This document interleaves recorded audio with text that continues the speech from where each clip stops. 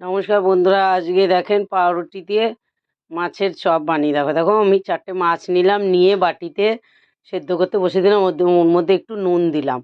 মাছগুলো সেদ্ধ হয়ে গেলে দেখবে উপরে ভেসে যাবে, তাহলে বুঝবে মাছগুলো সেদ্ধ হয়ে গেছে। তারপরে দেখো আমি মাছগুলোর কাঁটাগুলো বেছে নিলাম, ভালো করে বেছে নিয়ে তারপরে দেখো 2টো আলু সেদ্ধ গ্রেট করে নিলাম। নিয়ে এরকম কড়াইতে তেল দিলাম, দিয়ে এবার এইটাকে পুরো ভেজে নিতে হবে। প্রথম পেঁয়াজ দিয়ে দিলাম, কড়াইতে তেল দিয়ে পেঁয়াজ দিয়ে তারপরে দেখো আমি দিলাম, আর রসুন বাটা দিলাম, আদা বাটা দিলাম।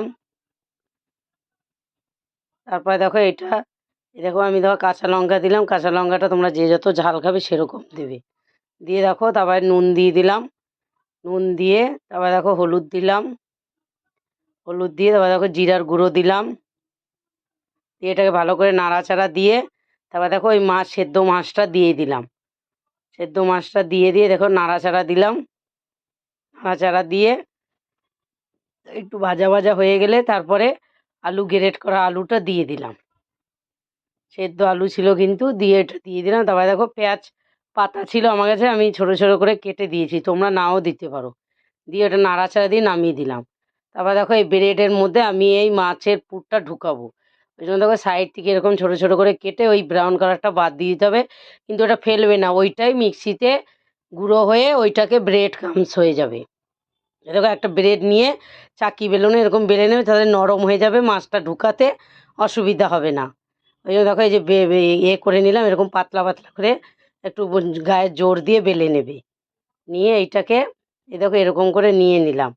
নিয়ে তারপরে দেখো একটা বাটিতে ময়দা নিলাম, নিয়ে এতে জল নিলাম। তোমরা এটা ডিমও নিতে পারো, আমি ডিম দিনে আমি ময়দা দিয়েছি। আর দেখো এই যে সাইডের ব্রেডগুলো বেঁচেছিলো, এটা মিক্সচারে ঘুরিয়ে আমি ব্রেড ক্রামস বানিয়ে নিয়েছি। নিয়ে তারপরে দেখো কড়াইতে তেল দিয়ে দিলাম গরম হতে। আর দেখো ওই ব্রেডটা নিয়েছি, নিয়ে তারপরে ওই যে মাছ আর আলুর পুরটা ওরকম করে ভরে দিতে হবে। বুঝে ভরে দেবে, যে যতটাতে ধরবে ততটা দিয়ে করে নেবে। এই দেখো এরকম করে ভরে নিয়ে এরকম করে দিয়ে দেবে।